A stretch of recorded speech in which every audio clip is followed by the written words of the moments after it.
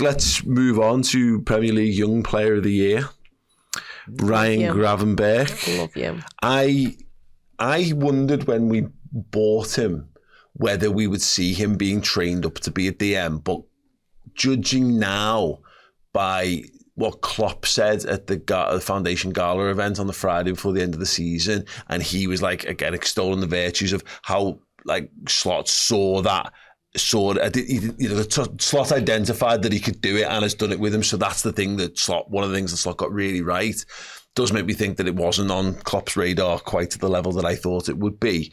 But even that, I expect lads to come in and do all right. And I really worried with Gravenberch when he had his dip in the new year.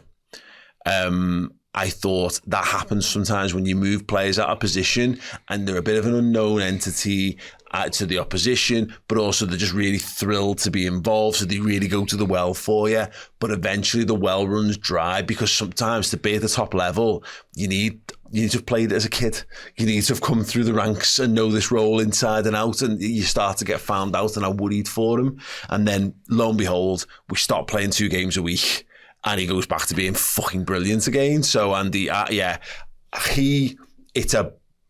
honestly, it's a huge toss-up between him and McAllister for me in terms of the best midfielder we've had this season. It is for me as well, because I've given them the exact same rating, spoiler alert. But I think with Gravenberch, you're absolutely right. Start of the season, weren't we televised maybe 6 out of 7 games or something like that? They get man of the match in literally every single one. The extent to which the players were like laughing with him in the interview, being like, is there any chance here, mate, we can get one of these? And I think part of that was, like we've said a couple of times in the last couple of shows, the expectation wasn't quite there like it was for McAllister, for example, because we knew how good he was. We didn't know how good Gravenberch was, and he was so good that it was just like, oh my God, this guy is literally the best thing to ever happen to us. Thank God Zubimendi turned us down in the end. And he got himself the name for the little turn, and I think what you've just said is absolutely what happened. All of a sudden, everyone's played Gravenberch once. Everyone knows, right, okay, Gravenberch's their best player here, so we need a Gravenberch plan. Yes. Rather than a plan to stop Szoboszlai, which they would have done after the first 2 months of last season, or Cody Gakpo's not firing as much anymore, so we can put all our resources into stopping Gravenberch here. And that's where he struggled a little bit. I wouldn't say he dropped below a 7 out of 10 at any point, really, bar 1 or 2 games. But that's where he struggled to adapt a little bit. But I do think towards the end of the season, he started to adapt to that and find different ways to find space, to receive the ball, to progress the ball forward, and ultimately be a really good number 6 for us. So started absolutely world-class, best player in the league, a little bit of a dip, but then adapted to become a very solid number 6. Just another one where, particularly that opening run of the season, Chloe, every time we touched the field, I was a little, there had to be extra scrutiny on him, because Liverpool had identified that they needed a DM and then chose not to buy one. And you're like, well, this is, if you were looking for potentials for that were going to capsize our season, it was going to be Gravenberch in there. And every single time he played, he showed me something that I didn't know he was capable of. And not like when Nat Phillips Cruyff's fucking Zlatan inside the box in the San Siro, when you go, oh, I didn't know he was capable of doing that. But like, let's be honest, anyone could theoretically, I think that's like an anyone could theoretically do it kind of move. Gravenberch is doing stuff, and all he's doing is just like showing his skill set, showing what's in his toolbox. I thought he'd be a really, passy, little bit of dribbly midfielder, but then he was doing that Fabinho dirty work, getting him back in the box, putting last-ditch blocks and tackles in. I get blown away on a week-to-week basis by Gravenberch. Yeah, absolutely silly, and I'll stand by it. When we signed him, I could not explain the excitement, because I remember him at Ajax, and it was him and Frankie de Jong. And Frankie de Jong stole the headlines because he was the more expensive player and he went to Barcelona. And Ryan Gravenberch the next season, kind of when Ajax weren't as good, ended up going to Bayern, and, less of a fee. And he struggled at Bayern, he didn't get a look, and he clearly wasn't favoured. And then he comes to us, and I don't think he was maybe ready physically for the league. First of all, it's the most intense league in the world, but also he'd hardly kicked a football about the previous season. But I knew that he was still an unbelievable footballer, and I saw it in glimpses when he played. But like we've all said, and like he said this season, we can sit here and say he had a dip, but this is a lad who played 49 games after playing how many can we see how many he played last season? Like how many 90s did he play last season? So that'd be really interesting. 49 appearances all comps this season, which is a total of 4,207 minutes of football, which is I'll just double check. That's basically it's up, I think, second or third. It was third. It's Salah, Verge, and then him. Last season, he played 1,848 minutes, 39 appearances, but like half, less than half the minutes. Yeah. And then going back again to 22-23 when he was at Bayern Munich. I'll just let this page load in. He just 938 minutes of footy. Exactly. So his previous experience of senior football is in the Eredivisie, which, no disrespect, is not even close to as intense. It's also not a top 5 European league as well. Yeah. And also, like we've sat there, I mean, he was aware that Liverpool wanted the DM. And so was the rest of the world. We all knew that Liverpool wanted the DM. They didn't get that DM, not because Liverpool didn't go and buy him. It was because Zimmerman didn't want to join us. Mm-hmm. And so Ryan Gravenberch is now probably a little bit pissed off, and he goes and proves himself. But I remember sitting there at the start of the season, and you've got like United away and things, and everyone's like, yeah, but he's not being tested yet. Let's see what he'll do away at Old Trafford. And he just goes and puts an absolute masterclass on. And like someone's like, okay, yeah, but Chelsea at home, like Chelsea will be title contenders. Let's see what that. And every single time for the first half of the season, it was always, oh, but wait until he plays this, wait until he plays. And every time you saw him play, you went, fuck me, he is unbelievable. His awareness of where he is on a football pitch. I mean, he's got the Thiago turn. The turn the other day, last game of the season against Palace, where he just turns someone into, like, he goes to stop and fades and goes the other way, and you sat there and you're like, that's a joke. Like, he's a tall lad. And I think when we go back to his first season at Liverpool, we were all stood there worried that he wouldn't be defensively good because he could switch off. Because high intensity football, Jürgen didn't give a damn about defending in his last season. That was someone else's problem. So, like, there was times where you looked at Ryan Gravenberch and thought, he should be tracking back here. He's not doing it. He's just not switched on defensively. He's just walked in to play the number 6. For the first time, he's really done it at this level, and he's absolutely just stormed the league, won Young Player of the Year by a mile, and took Liverpool to a Premier League title. No wonder he had a drop-off, because look at the amount of minutes he's played in comparison. Like, there was always going to be a drop-off at some point because he was playing that many games.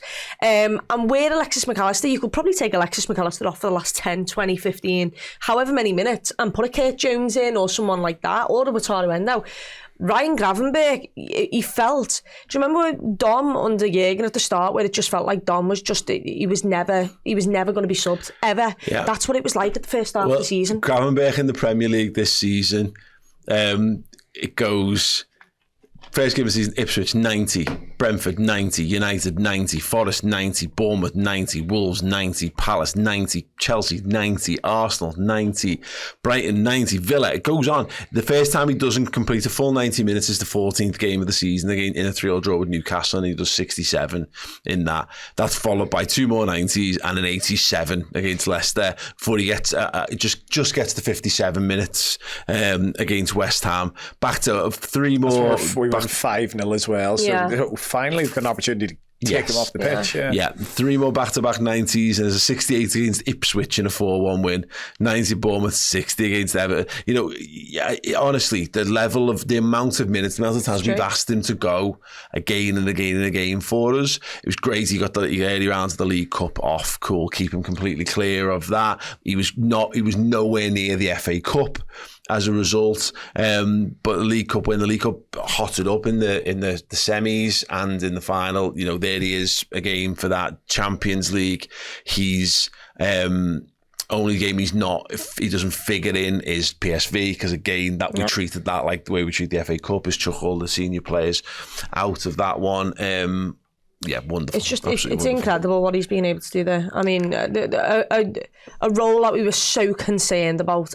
And bear in mind, Fabinho was possibly the best defensive midfielder I've seen play that role for that many years. And I mean, we had no legs at one stage. It felt like everything was falling off. Last year, it felt like we ran out of legs all over the pitch, but mainly in midfield. For him to play that many games, to be that good and that consistent for so long. And I've not seen a DM turn on a ball the way Ryan Gravenberch does it. No one does that. Everyone's really good at bear in mind, he reads the game so well this season. Alonso used to do it, but he'd do it left to right or right to left. So he would do it. 5. Well, no, but I mean, what I'm saying is he would do it across the pitch. Yeah. Gravenberch does it up the pitch. Yeah. Which the only player I've ever seen really consistently do that. For Liverpool is Thiago.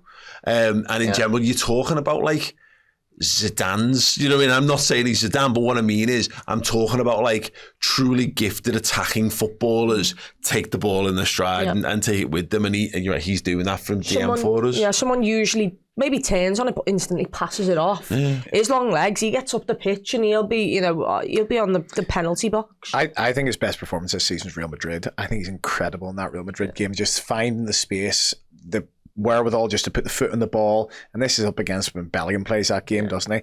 And I remember actually back, it was the end of last season, there was a report came out that in 2023 or whenever it was, Liverpool identified 4 midfielders as game changers, as they put it. One was Bellingham, one was Tchouaméni. I can't remember who the third one was, but the fourth one was Gravenberch. Mm-hmm. And you think of what Bellingham's gone on to do, one of the best midfielders in the world. Tchouaméni, maybe not gone on to hit the heights, but certainly didn't have the knock that Gravenberch's taken. The mentality of Gravenberch to go to Bayern Munich, for it not to work out, to be completely dropped from the national team, with a national team manager, by the way, who seems like a bit of a clown in general, to be completely honest. You can swear, it's all right, Andy. I can't, of course, but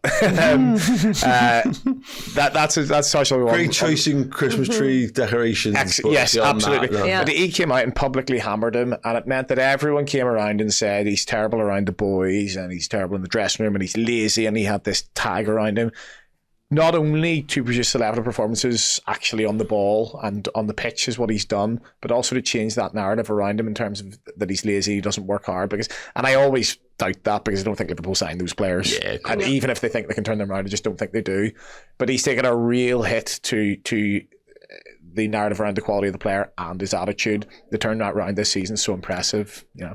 The only thing I would like to see more from him is goals. Because I think he's got it, and I don't expect him to get 10 goals a season, but Fabinho would chip in with three or 4 or 5, you know what I mean, at best, like a season, and I think he can do that. And I would be interested, because I think there was a little bit more mobility with him at times early doors in the season. Hopefully we get a bit, we'll understand the structure a bit better, a bit more cover with a bit more pace in fullback areas next season will certainly help us in that regard. I'd like to see Gav get into more positions where he can just have a little pop here and there, or occasionally just break the lines and and go and support the attack. But like that, if you can be a DM that's got everything that he's got, and you're adding 3 goals a season, you're the best DM on the planet if you can do that. That's so. The sky's the limit for Ryan Gravenberch. What did you go with, Chloe? 9. Yeah, fair. 9s across the board for Gravenberch, and Yeah. What a player.